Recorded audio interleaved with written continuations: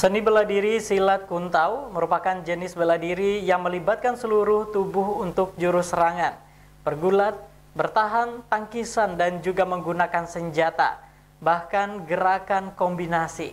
Dalam seni bela diri ini bukan hanya berbicara perlindungan fisik semata, namun juga mengandung unsur budaya seni, bahkan psikologi, juga mental spiritual termasuk bela diri kuntau Pangunraun Pitu.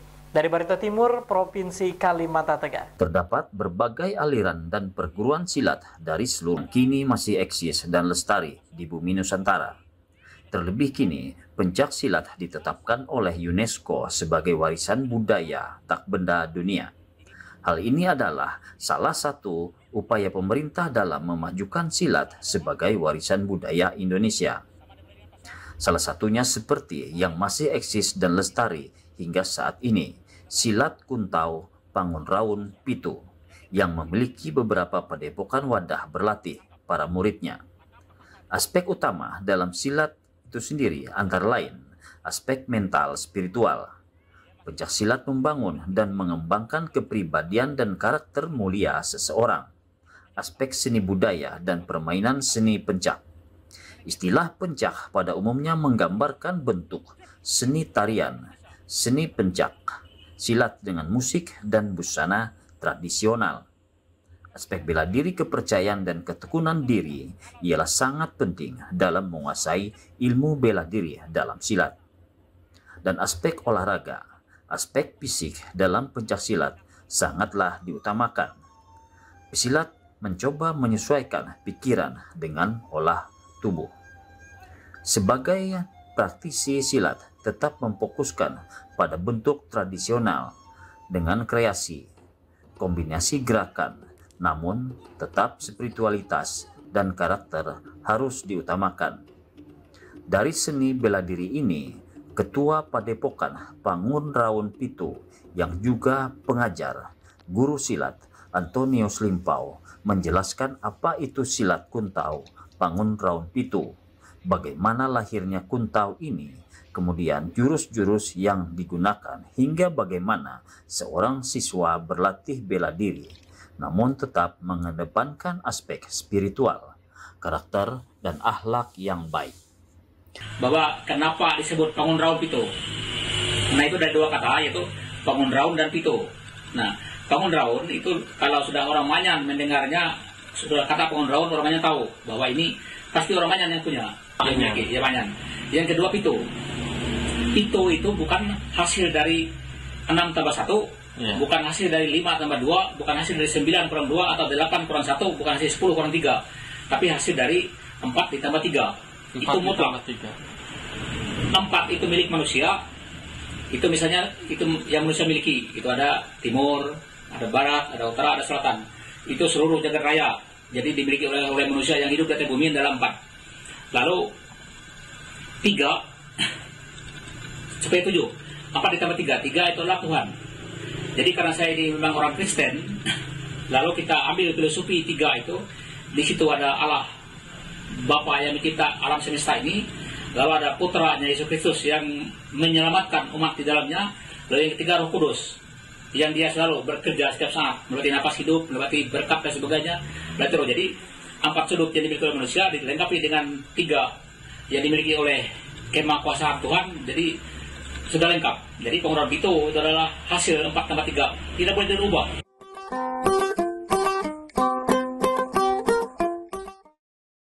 Pada tahun 1989, waktu itu saya kelas 3 SMP. Mungkin Bapak belum jauh, masih belum lahir. Tahun 89, ada orang tua yang sangat termasyhur di wilayah Batu Selatan, namanya Tempel. Dia seorang tentara, tapi karena mungkin bandel dulu, karena mungkin keahlian bela diri dan dia suka judi, dulu dipecat dari dinas ketentaraan dari Jawa Barat sana, lalu dia pulang. Dan dia sebelum dia jadi tentara, dia memang ahli kuntau. Jadi dia mengembangkan kuntau sampailah dia mengajar di Desa Lenggang, desa tempat di mana saya tinggal. Sehingga saya ikut mempelajari kuntau itu, semua pelajarannya cara diajar saya pelajari dan sampai Bataman. Namanya Bataman, tidak seperti kayak punya. Kalau kayak punya kan berjenjang, pakai naik sabuk, kalau ini enggak. Bataman 3 bulan, penuh waktu. Jadi dari hari pertama 90 hari sampai hari ke-90 kita Bataman. Nah itulah asal mula saya belajar Ekun tahu. Nah dari pelajaran yang saya miliki ini, lalu yang kedua entah 3 tahun kemudian dari tahun 89 tahun 91 tahun 91 saya belajar dari anak buah. Nah anak buah yang tempel yang tadi dia lebih ahli karena dia punya perguruan sendiri namanya Sanga Tantai. Saya dulu termasuk pelatih di situ. Nah karena saya belajar saya sudah mahir duluan, lalu saya masuk perguruan Sanga Tantai, lalu saya cepat penyesuaian dengan perguruan Sanga Tantai. Itu dia punya guru besar ya perguruan Sanga Tantai namanya Abadi di Ampah, sekarang masih hidup. Di Ampah masih hidup. Dia masih hidup. Tapi perguruannya sudah nggak jalan. Nah jadi Sanga Tantai ini saya ikut melatih di situ pada tahun 1991 sampai sekitar 94 tahun. Dari sabuk putih sampai sabuk coklat. Karena nggak boleh hitam, karena hitamnya guru besarnya. Ya. Jadi saya mati di sabuk coklat. Jadi dari beliau saya banyak belajar, yang belajar pemahamannya lebih mendalam. Misalnya cara penguasaan senjata, misalnya harus begini caranya.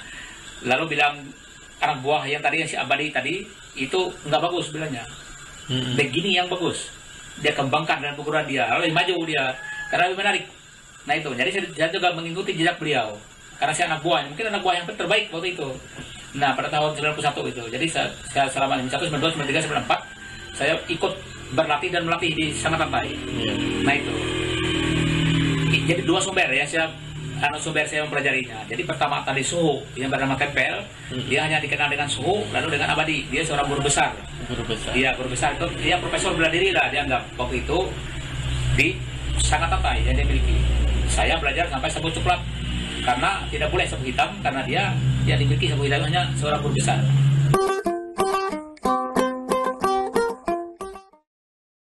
Jadi kenapa itu berdiri? Karena berangkat dari keprihatinan tadi. Berangkat dari keprihatinan bahwa dari tradisional yang kita bilang tadi itu dengan segala kelemahannya, maka dia tidak akan minat dari masyarakat. Pemuda akan berminat, tidak akan berminat karena yang namanya tradisional itu enggak dikembangkan. Dalam tradisional tidak ada tendangan. Hanya kalau di istilahnya nyempak. Jadi nyempak itu nggak bisa kena. Hanya mengancam begitu dengan kakinya. Jadi gerakan-gerakan itu kan nggak mungkin mematikan musuh. Jadi gerakannya tidak terlalu baik sehingga oleh pemuda-pemuda itu tidak menarik dipelajari. Sehingga berangkat dari keprihatinan itu maka kita rencananya mengkombinasikan bahwa yang tradisional tetap tradisional tapi kita kembangkan. Dari tradisional kita kembangkan menjadi supaya lebih terbuka, lebih luwes, lebih menarik disajikan di misalnya di tontonan, dalam atraksi dia lebih menarik. Itu kita dikemas dalam pengurusan itu. Ini pertanyaan ini paling mendasar sebenarnya. Di antara dari banyak pertanyaan ini pertanyaan sebenarnya paling mendasar dalam hal pendidikan di pengurusan itu. Saya cerita sedikit. Di Desa Patung, itu di Desa Patung pernah kami mau mendirikan perguruan, kami sebarkan brosur, lalu mendaftar saya ingat waktu itu 26 orang yang mendaftar. Masuk saya perkenalkan bahwa saya adalah pendiri perguruan, saya adalah pelatih utama dalam perguruan sendiri perguruan itu. Saya bertanya kepada mereka, siapa di antara kamu yang pernah berkelahi? Lalu hampir seluruh peserta menjawab pernah. Nah lalu saya bilang tanggal berapa hari ini? Lalu mereka nyebut tanggal, mereka nyebut bulan berapa, saya bilang sebut bulan, berapa tahun berapa. Sejak hari ini kamu tidak boleh berkelahi. Tidak boleh berkelahi. Nah selesai. Lalu suruh pulang. Memang itu sudah kebiasaan. Setiap kami membuka perguruan, kita sebut tanggal ramai-ramai, kita sebut bulan ramai-ramai, sebut tahun ramai-ramai, lalu kita tetapkan janji di atas tanah ini, saya tidak akan berkelahi sejak hari ini. Nah, lalu apa yang terjadi? Turunlah pada 3 hari ke depan, 2 kali seminggu. 3 hari ke depan yang turun cuma 10. Kemana yang setengahnya? Ya, kemana yang 16 orang? Atau 6? Kemana yang 16 orang? Saya tanya kepada mereka, saya tidak mau ikut latihan. Kenapa?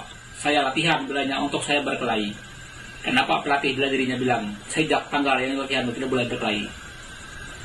Itu mental spiritual yang dia anut. Jadi setiap orang yang belajar di koran itu, setelah dia belajar berkelahi, tapi tidak boleh berkelahi. Dia belum masuk dalam sebuah pemahaman yang tinggi. Jadi sebuah pemahaman yang tinggi tadi bukan tidak boleh berkelahi. Kita harus menghindar berkelahi. Kita harus jadikan, walaupun dia lawan, jadikan sebagai teman dulu.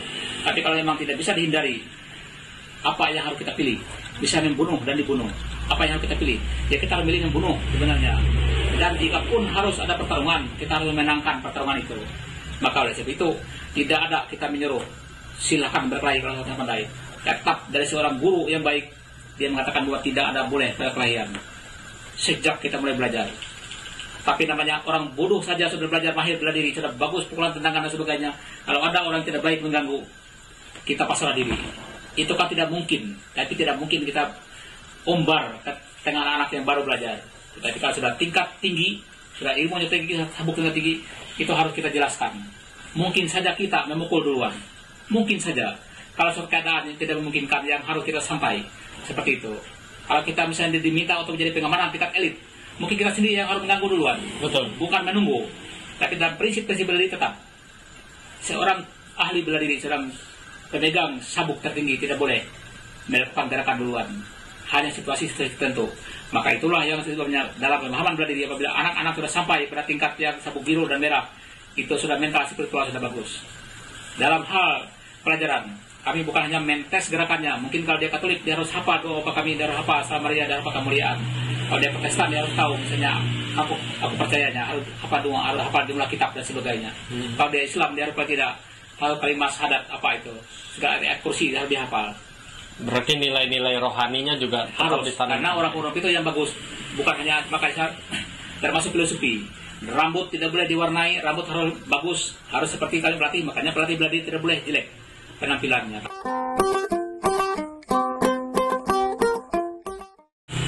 Jadi kalau masalah istilah kata-kata tamat dalam bela diri Panguraun Pito itu sebenarnya tidak mengenal tamat, karena dia latihannya sudah mati, nggak pernah berhenti. Itu pada prinsipnya. Jadi istilah tamat belum ada.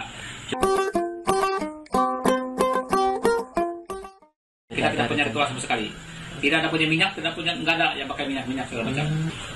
Jadi begini itu prinsipnya itu. Saya juga sudah tahu kalau dulu kami kan mau latihan gosok minyak di sini, gosok minyak di sini. Yang jadi permasalahan begini pemikiran. Kalau kita mengandalkan minyak, bagaimana kalau misalnya kita sedang makan di dapur, lalu minyak kita simpan di kamar, ada musuh datang, kapanlah kita masuk ke kamar dulu, katakan musuhnya di depan kamar.